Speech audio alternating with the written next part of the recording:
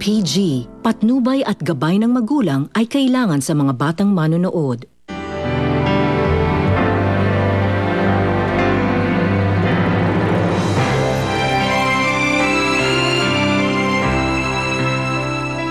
Malapit na ako makalabas dito, Melissa. Makakasama ko na kayo ng anak natin. Aso! Ano nangyayari sa'yo? Aso! Aso! Akin na yan, Dok. Break ka muna. Okay na ako pa naka-duty sa ER eh. Ribi na lang taong yan. Baka makatakas. Sanay kami sa mga kriminal. Huwag kayong mag-alala. Hindi makakatakas yan. Gagawin ko ang lahat para muli kang magtiwala sa akin, Roberto. Pero hayaan mo na muli kong makasama ang anak ko. At kapag nangyari yun, tatakasan kita. At hinding-hindi mo na ako makikita kahit kailan. Tera, cellphone. Nakasipin lang mo ni Rebecca. Ito, friend mo dyan. Maraming salamat. Felix? Kailangan kong tulong mo. Bakit hindi mo na siya tumatawag o nagpapakita sa akin, Kenneth? Sigurado ka bang safe yan nang umalis ng ospital? Tatawag din yun, don't worry. Malamang inuna niya lang yung pagbawi kay Eva. Hindi natin makukuha ngayon sila Melissa at Roberto. Pero si Eva, kaya natin siyang kunin kina Mama. Bukas ng umaga, gumawa ka ng paraan para mailabas ng bahay si Eva. Ako nang bahala kumuha sa kanya. Siguraduhin mo maganda yung ibabalita mo sa akin kung ayaw mo makatikim sa akin, ha? Natakasan tayo ni Felix, Mayor. Wala na siya sa kulungan. Makitawagan si Lieutenant Barrios. Magandang araw ho, Teniente. Magandang araw din. Pasensya na, nagmamadali ako. Sandali lang ho. Itatanong ko lang ho sana kung hinagawa na ho kayo para kay Melissa.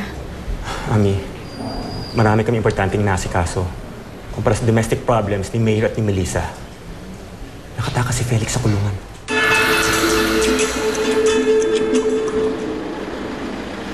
Felix? Marcita. Felix, anak. I'm so glad you're safe. Pinag-aalala mo naman ako. Sana tinawagan mo muna ako para alam ko ligtas ka. I'm sorry, Marcita. Marami lang ako iniisip kaya hindi ako nakatawag agad sa inyo. Well, no need to say you're sorry. Ang importante, ligtas ka. Felix, I've something for you. 2 tickets to New Zealand. A new identity para sa'yo. Felix, please, umalis na tayo ng Pilipinas. Please. Teniente, alam niyo ba kung bakit tumakas si Felix? Dahil gusto niya iligtas si Melissa kay Roberto. Bakit hindi rin ho yun ang gawin ninyo? Bakit ayaw niyong maniwala sa akin na nanganganib ang buhay ng kaibigan ko? Marcita, alam niyo hindi ko magagawa ang hinihiling niyo. Oh, well. Can't blame me for trying. Felix, natulungan na kitang mailabas. Allow me to help you more. Kukunin mo ang anak mo sa mga Sebastian, hindi ba? Sasamahan na kita. No, Marcita. Please, Felix. No. Himala na itong pagkikita natin. Alam kong pinapasundan ka nila para mahuli ako. Kaya I have to stay away from you. Hindi lang para sa akin, pero para na rin po sa inyo. Well, tell me kung paano pa kita matutulungan. Just tell me. Marcita, marami kayong koneksyon, di ba? Ipatrace niyo ang cellphone ni Roberto para malaman ko kung saan niyo itinatago si Melissa.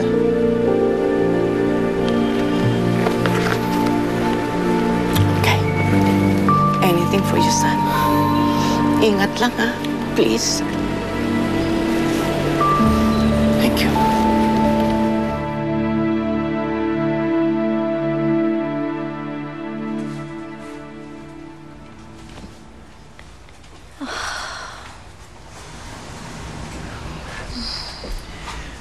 Good morning.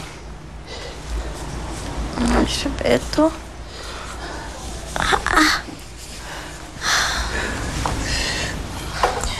Kita mo naman. Tumutupad ako sa usapan natin. Ginagapos lang kita kapag matutulog tayo. Baka kasi kung anong gawin mo sa akin kapag tutulog ako, baka tumakas ka. Pero huwag kang mag-alala. Pagpatuloy mo lang ginagawa mo, ha? Yung pagiging mabait mo sa akin. Titigil ko na itong gagawin ko.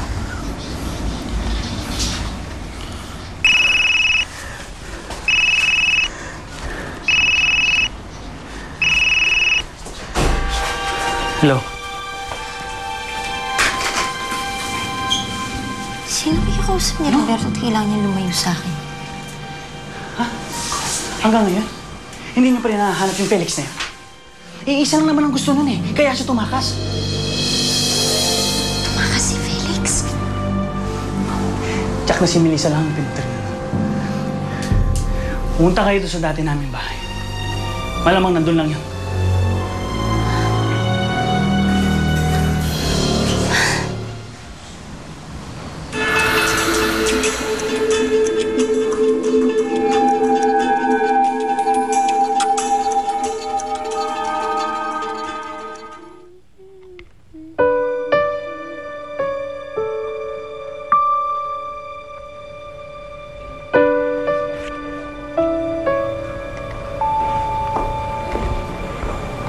Good morning, Mama. Aba! Mukhang napadalas yata ang pasyal mo, ah. Have a seat. Most of my friends nasa Cebu. Kaunti lang naman kayong nandito. Nakakawala yata sa hawla ang alaga ninyo. Ay, nako. Alam mo bang pinagtalunan naming mag-asawa yan? I have to give in. Baka mamaya, mas lalo pang lumala ang pag-aaway namin ni Lucio. Paano na yan? Yayayain ko pa naman kayo mag-shopping. Aba, sure! Sandali lang. I'll just get my bag. What about her? Paano kung malusutan na naman niya ang yaya niya? Well, wala akong choice. Kung hindi, isama natin siya. Mas mahirap naman na magalit pa sa akin si Roberto kapag nawala ang anak ni Melissa. Okay, stay there. I'll get my bag.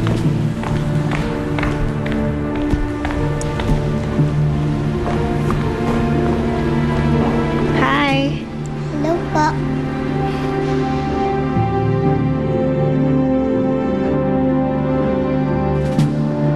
Narinig mo yung pakikipag-usap ko sa cellphone. Eh, hindi ko naman sinasadya, Roberto. Ano hindi? Ano hindi? Ha? Ano, masaya ka na ngayon? Dahil nakatakas si Felix? Dahil magkakasama na kayo ulit?